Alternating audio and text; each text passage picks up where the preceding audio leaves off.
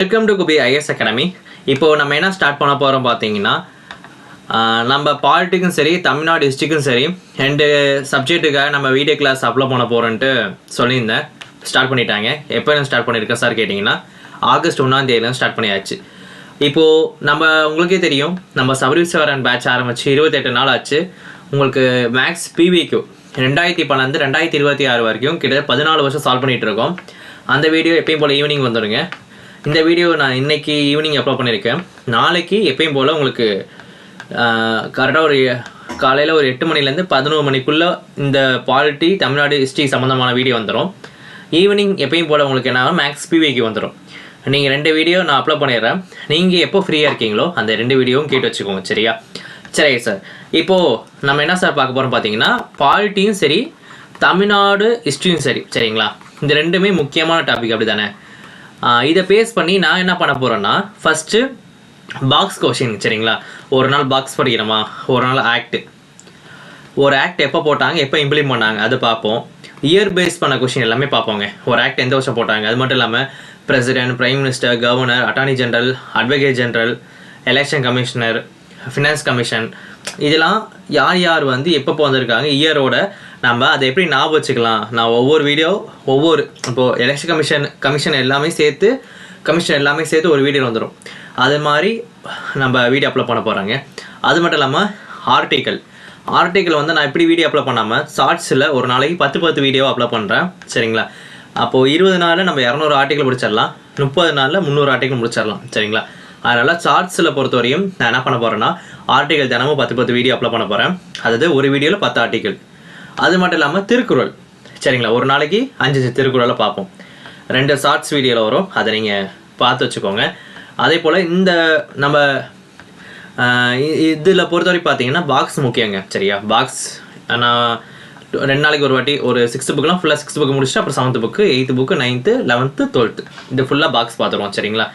அப்புறம் தமிழ்நாடு ஹிஸ்ட்ரிக்கு என்ன சார் பண்ண போகிறேன்னு கேட்டிங்கன்னா, அதில் நமக்கு முக்கியமானது ஆர்கியாலஜி டிபார்ட்மெண்ட். அதோட இப்போது ரீசெண்டாக என்னென்ன அகழாய்வு செஞ்சுருக்காங்க, ஓகேவா, அதையும் பார்த்துருவோம். பாலிசி நோட்ஸ் பார்த்துடலாம்.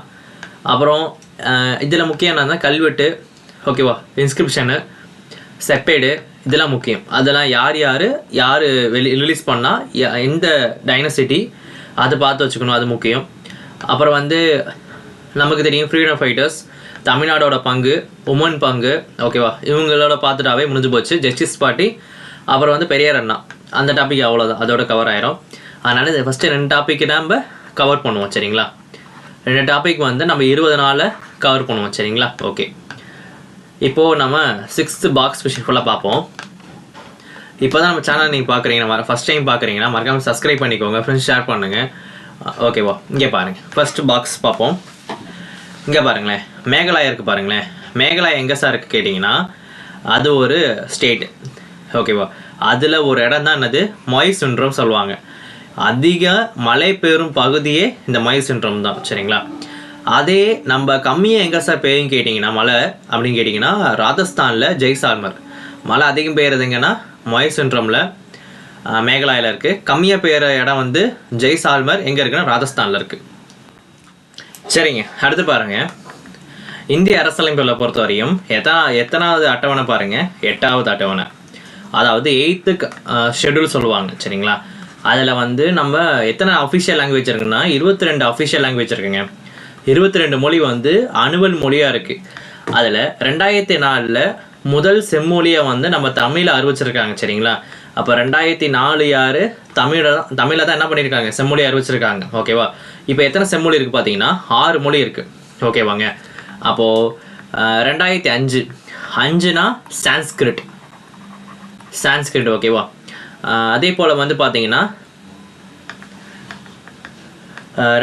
இங்கே பாருங்கள், சமஸ்கிருதம் 2005ஆம் ஆண்டும், தெலுங்கு மற்றும் கன்னடா.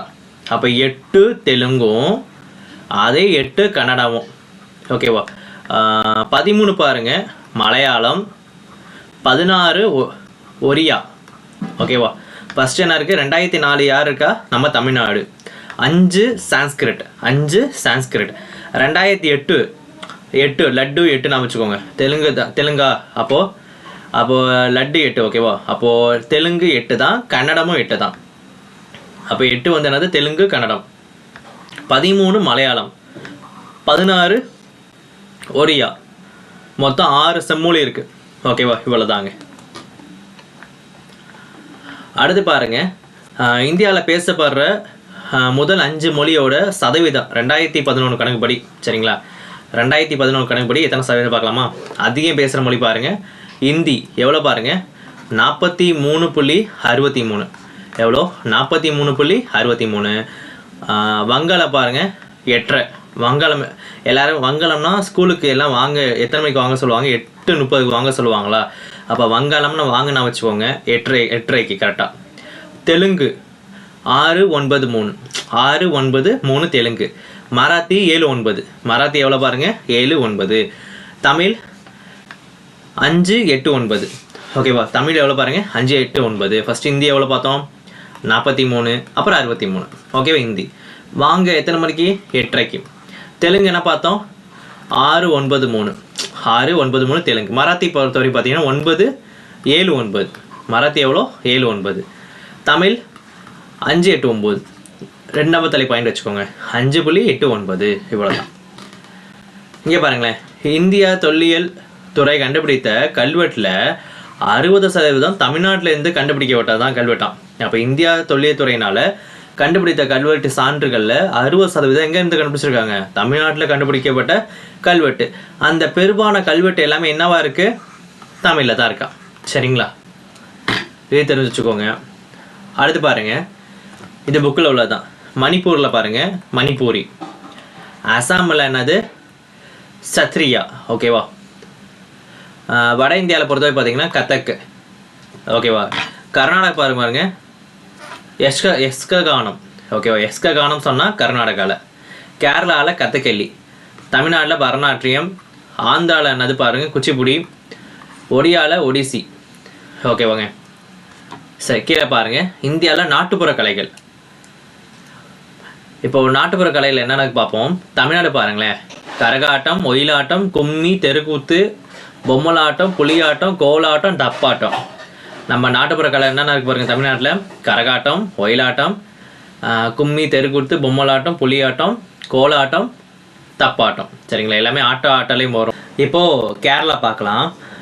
தெய்யம், மோகினி ஆட்டமா, அங்கே மோகினி தான் தெய்வம் வச்சுக்கோங்க. மோகினி ஆட்டம், தெய்யம் எல்லாமே கேரளா.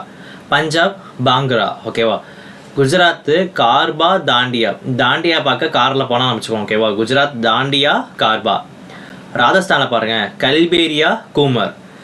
யூபியில் உத்தரப்பிரதேசில் ராசலீலா ஓகேவா, ராசலீலா சொல்லுவாங்க. அதே சோலியாங்கிறது உத்தரகாண்டில் சோலியா. அசாமில் பிஹு ஓகே, பிஹு சொல்லுவாங்க. இவ்வளோதாங்க, இதான் நாட்டுப்புற நடனம் சொல்லுவாங்க, தெரிஞ்சு வச்சுக்கோங்க, முக்கியம். இங்கே பாருங்களேன், இந்தியாவில் வேற்றுமை ஒற்றுமை சொல்லுவாங்க. இந்தியாவில் என்னது, வேற்றுமையில் ஒற்றுமை அந்த நாடாக விளங்குது ரைட்டா. அந்த சொல்ல, இந்த வேற்றுமை ஒற்றுமை அந்த வேர்டை பயன்படுத்தினது யாருன்னா ஜவஹர்லால் நேரு ஓகேவா. நேரு தான் பயன்படுத்தியிருப்பார். அப்போது நேரு வந்து எந்த புக்கில் பயன்படுத்தியிருப்பாருன்னா டிஸ்கவரி ஆஃப் இந்தியா, அந்த புக்கில் வந்து நேரு அவர்கள் பயன்படுத்தியிருப்பாங்க. சரிங்களா, ரைட்டு. அது பாருங்கள், இந்தியாவில் வந்து பல்வேறு இனம் காணப்படுது ரைட்டா. பல்வேறு இனம் காணப்படுது. இந்தியாவை இனங்களின் காட்சியகம் ஓகேவா. இந்தியாவில் இனங்களின் அருங்காட்சியகம் ஓகேவா. இங்கே பாருங்கள், இந்தியாவில் ஏகப்பட்ட மக்கள் இருக்காங்க ரைட்டாங்க. அந்த இனங்களோட அருங்காட்சியகம் சொன்னது யாருன்னா, வரலாற்று ஆசிரியர் யாருன்னா ஸ்மித் அவர்களை சொல்லியிருப்பாங்க ஓகேவா. ஸ்மித் நான் வச்சுக்கோங்க, V.A. ஸ்மித் முக்கியம். இனவெறியோட முடிவு. தென்னாப்பிரிக்காவில் முன்னாள் அதிபரான நெல்சன் மண்டேலா ஓகேவா. இவங்க என்ன பண்ணியிருக்காங்கன்னா 27 வருஷம் வந்து சிறை வாழ்வுக்கு அப்புறம் ஓகேவா 1990 விடுதலை ஆனார். 27 வருஷம் ஜெயிலில் இருந்தார். அதுக்கப்புறம் எப்போ ரிலீஸ் ஆகிறாரு பாருங்கள், 1990 ரிலீஸ் ஆகிறார் ரைட்டா. ரிலீஸ் ஆனவர் தென்னாப்பிரிக்காவிலிருந்து இனவெறிக்கு முடிவு கட்டினார். தென்னாப்பிரிக்காவில் உலக அளவில் அமைதியும் நிலவும் மனித உரிமைகளுக்கு போராடுவதில் முன்னோடியாக திகழ்ந்தவர். எதுக்கு முன்னோடி திகழ்ந்தார், மனித உரிமை போராட்டத்துக்கு முன்னோடி திகழ்ந்தார்.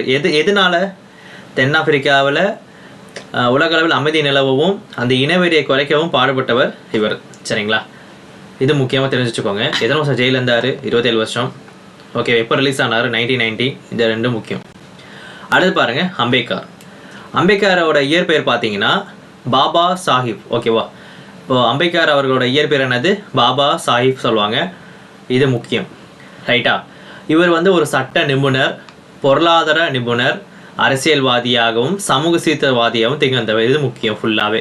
சரிங்களா? அம்பேத்கர் அவர்கள் என்ன பண்ணியிருக்காங்க? ஒரு சட்ட நிபுணராக இருக்காங்க, பொருளாதார நிபுணராக இருந்திருக்காங்க, அரசியல்வாதியாக இருந்திருக்காரு, அது மட்டும் இல்லாமல் சமூக சீர்திருத்தவாதியாகவும் திகழ்ந்திருக்காரு. இவர் வந்து எம்ஏ பட்டம் எப்போ வாங்கினாரு கேட்பாங்க. ஓகே, எம்ஏ பட்டம் எப்போ வாங்கினாருன்னு 1950 வாங்கினார். சரிங்களா? அதுக்கப்புறம் 1927 கொலம்பியா பல்கலைக்கழகத்துக்கு போயிருப்பார். எங்கே? கொலம்பியா. ஓகேவா? அங்கே போய் பிஹெச்டி பட்டம் வாங்குவார். அதற்கு முன்னர் வந்து லண்டனில் பொருளாதார பள்ளியில் ஓகேவா டாக்டர் பட்டம் வாங்கியிருப்பார். ஓகேவா? ரைட். இப்போ ஃபஸ்ட் என்ன பார்த்தோம்? 1915 பார்த்தோம் எம்ஏ பட்டம். அப்புறம் 1950 எம்ஏ பட்டம், 1927 கொலம்பியாவில் போயிட்டு என்ன பட்டம் வாங்கியிருப்பார்? பிஹெச்டி பட்டம் வாங்கியிருப்பார். அதுக்கு முன்னாடி வந்து லண்டனில் பொருளாதாரத்தில் டாக்டர் பட்டம் பெற்றிருப்பார். அரசியல் அமைப்போட நிர்ணய சபை இருக்கும். அந்த நிர்ணய சபையோட வரைவு குழு சொல்லுவாங்க. வரைவு குழுனா என்ன சார் கேட்டிங்கன்னா, டிராஃப்டிங் கமிட்டி. அதில் 7 பேர் இருந்திருப்பாங்க. 7 பேரில் அம்பேத்கரும் ஒன்று. அவர் தான் அதில் ஹெட்டாக இருந்திருப்பார். நம்ம கான்ஸ்டியூஷன்லேயும் அவர் தான் ஹெட்டு. அதனால தான் அவர் என்ன சொல்கிறாங்க, ஃபாதர் ஆஃப் இந்தியா கான்ஸ்டியூஷனே அவர் தான் சொல்கிறாங்க. சரிங்களா? ரைட். அது மட்டும் இல்லாமல் சுதந்திர இந்தியாவில் ஓகேவா, இண்டிபெண்டன்ட் இந்தியாவில் முதல் சட்ட அமைச்சர். இண்டிபெண்டன்ட் இந்தியாவில் என்னது? முதல் சட்ட அமைச்சர். இவர் மறைவுக்கு அப்புறம் 1990 இவருக்கு என்ன வாங்குறாங்க? பாரத ரத்னா விருது தராங்க. இந்த வருஷம் பார்த்தா உங்களுக்கு தோணுமே, நெல்சன் மண்டேலா அப்போ தான் ரிலீஸ் ஆனார். ரைட்டு. அதே வருஷம் யாருக்கு தராங்க? பாரத ரத்னா விருது யாருக்கு தராங்க? அம்பேத்கருக்கு. அப்போ 1990 அம்பேத்கர் இருந்தாரானா? இல்லை, அவர் மறைவுக்கு அப்புறம் தந்திருக்காங்க. சரிங்களா? இது முக்கியம். ஓகேவா? அடுத்து பாருங்கள், எழுத்தறிவு விகிதம். இது எதில் வரும் சார் கேட்டிங்கன்னா, சிவிக்ஸில் இருக்கே சார், பாலிட்டியில் இருக்கா சார் கேட்டிங்கன்னா, பாலிட்டியில் வரும். ஆனால் முக்கால்வாசி இதில் எதில் இருக்குன்னா எக்கனாமிக்ஸில் இருக்குங்க. ஓகேவா? எக்கனாமிக்ஸ். சரிங்களா? ஏன் சார் கேட்டிங்கன்னா, எக்கனாமிக்ஸ்லேயும் தமிழ்நாடு அட்மினிஸ்ட்ரேஷனும் கவர் ஆகிற டாபிக் இது. நம்ம லிட்ரேச்சர் ரேஷியோ, எழுத்தறிவு விகிதம், இண்டெக்ஸ், அந்த டாப்பிக்கில் இது கவர் ஆகும். நம்ம இதிலே பார்த்துருவோம். அதிகம் படித்தவங்க எங்கே இருக்காங்க பார்ப்போம். 2011 படி அதிகம் படித்தவங்க எங்கே இருக்காங்க? கன்னியாகுமரியில். டாப் 4 இருக்காங்க பாருங்கள். என்னது? கன்னியாகுமரியில். ஒரு செகண்டுங்க.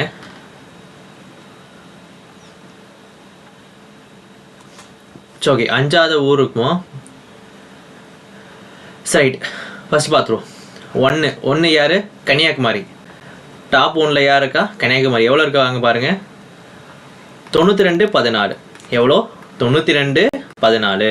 இது எப்படி சார் ஞாபகம் வச்சுக்கிறது கேட்டிங்கன்னா, இது எழுதி பார்த்தா தாங்க ஞாபகம் வரும். இப்போக்கி ஞாபகம் வச்சுக்கிறது பார்த்தீங்கன்னா, இங்கே 2ஓட இங்கே டைம்ஸ் 2 டைம் வரணும். ஓகேவா? 4. சரிங்களா? 4. இங்கே இப்போ நம்ம 4 எப்படி போட்டால் இந்த சைடு அடித்து பாருங்களேன், 9 மாதிரி இருக்கும். 9 சிம்பிளாக வச்சுக்கோங்க. நீங்கள் 92 மார்க் இருக்குன்னு வச்சுக்கோங்க. ஓகேவா? 92.14. அதான் கன்னியாகுமரி. கம்மியாக எங்கே இருக்குது பாருங்கள்? தருமபுரியில். எவ்வளோ இருக்குது பாருங்கள்?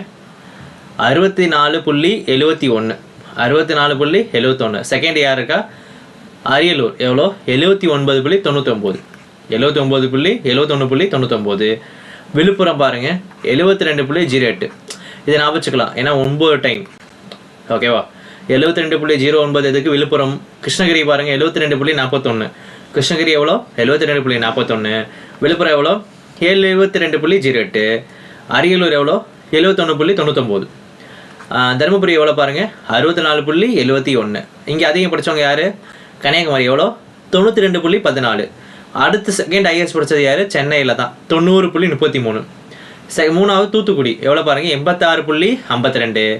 நீலகிரியும் 85.65. இது முக்கியம். சரிங்களா?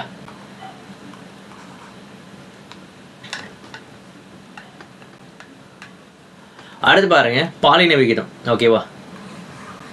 பாலின விகிதம் 2011 படி. அதில் அதிகம் யாருக்கா பார்ப்போமா? ஃபஸ்ட்டு யாருக்கா? நீலகிரி. எவ்வளோ பாருங்கள்? 1041. 41 கூடுதல். ஓகேவா? 1041. தஞ்சாவூரில் 1031. நாகப்பட்டினத்தில் 1035. திருநெல்வேலி தூத்துக்குடியில் 1024. இங்கே பாருங்கள், ஃபஸ்ட் என்ன பார்த்தோம், 1041 எங்கே, நீலகிரி. 1031 எங்கே, தஞ்சாவூர்.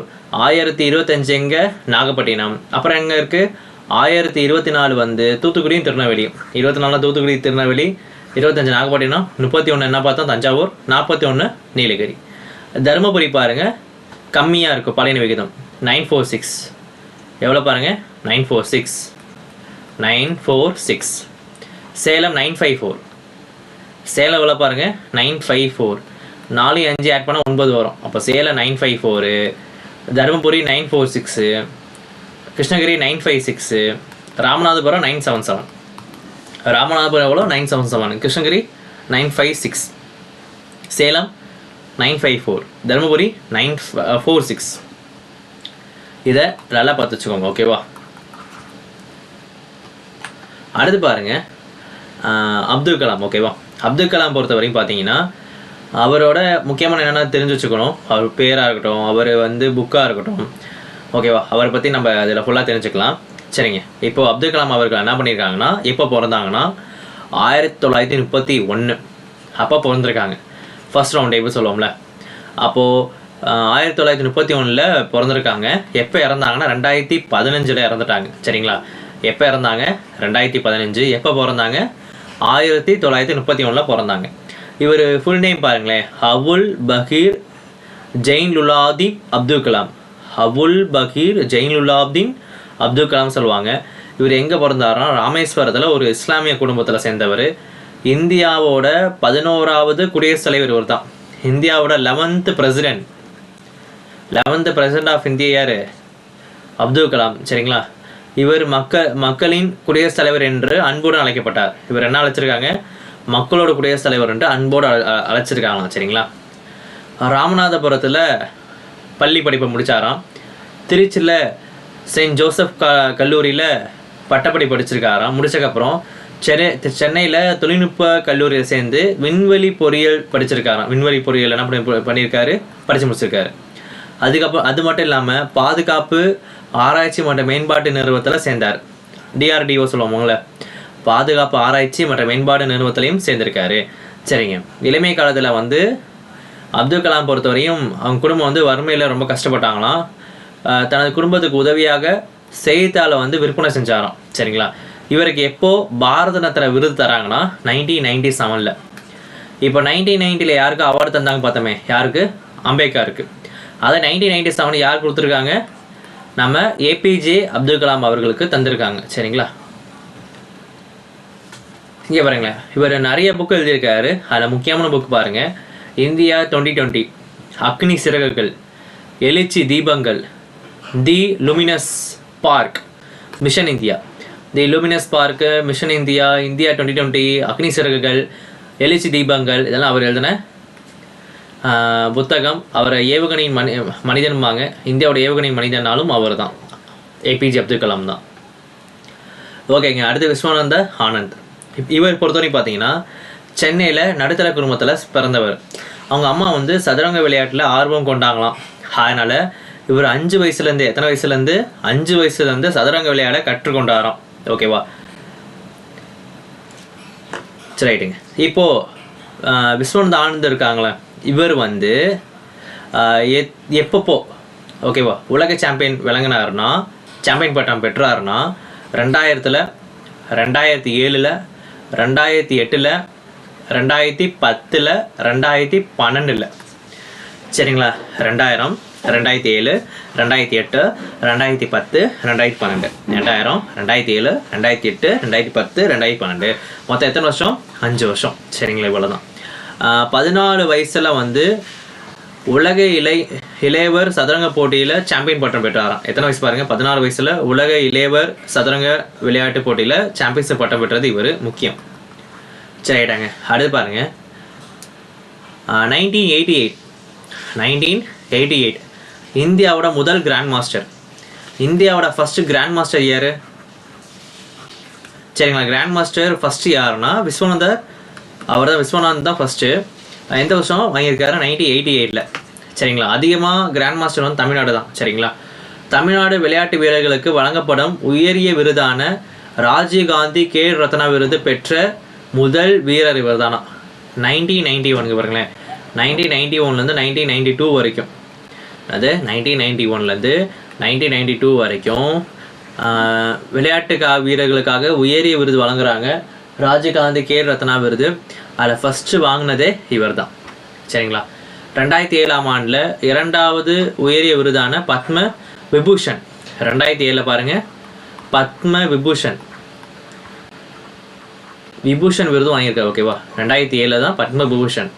இதே 2007 இன்னொரு விருது வாங்கியிருப்பார். என்ன விருது வாங்கியிருப்பார்? உலக சாம்பியன்ஷிப் ஆனால் விளங்கியிருப்பார். அதே 2007. அதே 2007 என்ன விருது கொடுத்துருக்காங்க? பத்ம விபூஷன். ஓகேவா, சரி. அது வந்து நம்ம நாட்டில் 2வது உயரிய விருது. சரிங்களா. ஓகே, அடுத்து பாருங்கள், செல்வி சே இளவழகி. இவங்க பாருங்களேன், இவங்க சென்னையில் வியாசர்பாடியில் ஒரு ஏழ்மையான குடும்பத்தில் சார்ந்தவங்க. அவங்க அப்பா வந்து ஒரு ஆட்டோ டிரைவரு. 2008 வந்து ஃப்ரான்ஸ்லி கெனஸ் நகரில் சொல்லுவாங்க, ஃப்ரான்ஸு கெனஸ் நகரில் பலைஸ்தேஸ் விழாவில் போட்டியில் நடைபெற்றதாம். தனது முதல் கேரம் சாம்பியன் பட்டத்தை அங்கே பெற்றாங்களாம். ஓகேவா, அதே ஆண்டில் தேசிய கேரம் சாம்பியன்ஷிப் போட்டியில் உலக முந்தைய சாம்பியர்கள் ரேஷ்மி குமாரி நினைக்கிறேன், எழுத்து இல்லை, ரேஷ்மி குமாரியை தோக்கடிச்சு வெற்றி பெற்றவங்க யார்? இளவழகி தான். ஓகேவாங்க. இங்கே பாருங்கள், அடுத்து மாரியப்பன் தங்கவேலு. ஓகேங்க, இவர் என்ன பண்ணியிருக்கான்னு பார்ப்போம். இவர் எங்கே பிறந்தா பாருங்கள், சேலம் மாவட்டத்தில் பிறந்திருக்காரு. சரிங்களா.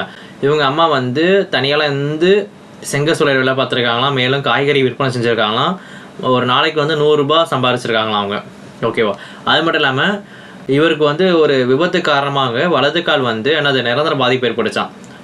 அந்த பின்னடைவுலையும் என்ன பண்ணார்? பள்ளி கல்வியை முடிச்சிட்டாராம். பிற மாணவ போல் நம்ம டிஃப்ரென்ஸ் இருக்கே, அது அவர் நினச்சது இல்லையா. 2000 பாருங்களேன், 2016.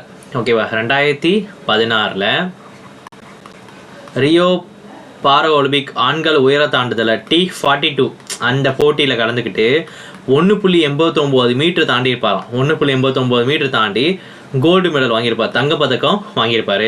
தமிழ்நாட்டில் அவ்வளோதாங்க, இதோட இவங்க டாபிக் முடிஞ்சிருச்சு.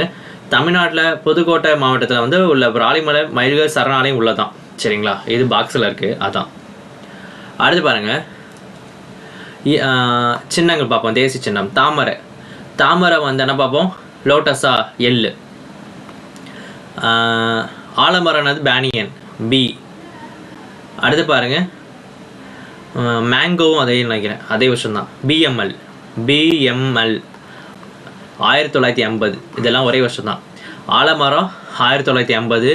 இது பெருமை சின்னமாகும் மருத்துவ குணம் கொண்டது. ஆலமரம் எந்த வருஷம்? 1950. ஆலமரம் பார்க்க எப்படி இருக்குமா? பெருமையாக இருக்குமா, பெருமை சின்னம். அதில் நிறைய மருத்துவ குணமும் இருக்கான். தாமரை இந்த வருஷம் 1950. சேற்றில் நீர்வளமும் அழகான மலர். சேற்று நீரில் தான் வளருமா. எப்படின்னா இந்த தண்ணி சேராக வச்சுக்கோங்களேன், அந்த சேத்துல தான் இது வளரும், தாமரை வளருமா, அழகான மலராம். எந்த வருஷம்? 1950. புலி பாருங்க, 1973. பூனை இனத்தில் மிகப்பெரிய பெருசாம். எல்லாமே கேட் ஃபேமிலி சொல்லுவாங்க. அந்த பூனை இனத்தில் பெருசு வந்து இது புலி தான். உலகில் மொத்த புலி எண்ணிக்கையில் இந்திய 70%. வேர்ல்டை கம்பேர் பண்ணுறப்போ வேர்ல்டு 100% வச்சுக்கோங்களேன். அதில் 100%ல் இந்தியாவில் மட்டுமே எத்தனை பர்சன்டேஜ் இருக்கும்? 70% புலி இருக்குமா. மயில் பாருங்கள், 63. மயில்னா 1963. டைகர்னா 1973. பேனியன் 1950. லோட்டஸ் 1950. அப்படிப்பட்ட மயில் வந்து தாயகம் எங்கே இருக்குது பாருங்கள்? நம்ம இந்தியா தான். சரியா. அடுத்து பாருங்கள், யானை பொறுத்த வரைக்கும் பார்த்தீங்கன்னா 2010. யானை எந்த வருஷம் பாருங்கள்? 2010. ஆசியா தாயகமாக கொண்டது. தாயகம் எதுக்கு? ஆசியாவில் தான் வாழும் இங்கே பாருங்களேன், தான் வாழும் காட்டு பிரதேசங்களை பாதுகாப்பு முக்கிய பங்கு. அது வாழ்கிற காட்டை வந்து பாதுகாக்கிறது முக்கிய பங்கா யானை. இப்போது 2010. கங்கை ஆறு பாருங்கள், 2008. இது வற்றாத ஆறு, தெரிஞ்ச விஷயம்தான். சரிங்களா. புகழ்பெற்ற தலைநகரங்கள் இவ்வாற்றின் ஆற்றங்கரையில் தோன்றி செழித்தோங்கியது. புகழ்பெற்ற எல்லா தலைநகரமே இங்கேருந்து தான் செழித்தோங்கியதான். சரிங்களா, இது முக்கியம், தெரிஞ்சுக்கோங்க. லாக்டோபெசிலஸ் 2012. இது வந்து தோழமை பாக்டீரியா சொல்லுவாங்க, ஃப்ரெண்ட் பாக்டீரியா சொல்லுவாங்க. லாக்டோபாசிலஸ் என்னது டோலமி பாக்டீரியா. இது வந்து லாக்டிக் சொல்லக்கூடிய பாக்டீரியா இருக்குது. அது வந்து இங்கே பாருங்களேன், லாக்டிக் அண்டு பாக்டீரியாக்களின் குழுவின் முக்கிய பங்கு பெறுகிறது. இது முக்கியம். அதாவது பாலை வந்து தயிராக மாற்றுற அந்த முக்கிய பாக்டீரியா இதுதான். சரிங்க. ஆற்றில் ஓங்கில் டால்ஃபின் சொல்லுவாங்க. ஆற்று ஓங்கில் சொல்கிறது டால்ஃபின். எந்த வருஷம் பாருங்கள், 2010.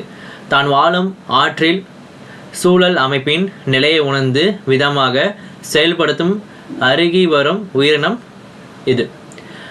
இது எங்கே அதிகமாக இருக்குன்னா, கங்கை ஆறு இருக்குல்லங்க, அதில் தான் அதிகமாக இருக்குமா இந்த டால்ஃபின். இது தமிழ் என்னது ஆற்று ஓங்கில் சொல்லுவாங்க. 2010. ராஜாநாகம் பாருங்களேன், இது முக்கியம். இது வந்து உலகில் வந்து விஷத்தன்மை கொண்டதான், மிக நீளமான பாம்பாம். இந்தியாவில் அதிகமாக மலைக்காடுகளையும் சமவெளியிலும் வாழுமா இந்த ராஜநாகம். மாம்பழம் பாருங்களேன், மேலே பார்த்தோமா 90-50.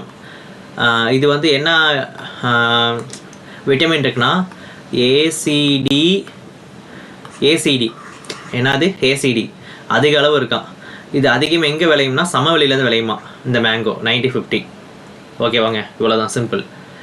அடுத்து பாருங்கள், தமிழ்நாட்டோட மாநில சின்னங்கள். நம்ம தமிழ்நாட்டோட மாநில விலங்கு என்ன?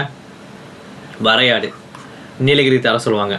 பறவை மரகத புறா, மலர் செங்காந்த மலர், மரம் பனை மரம். சரிங்க.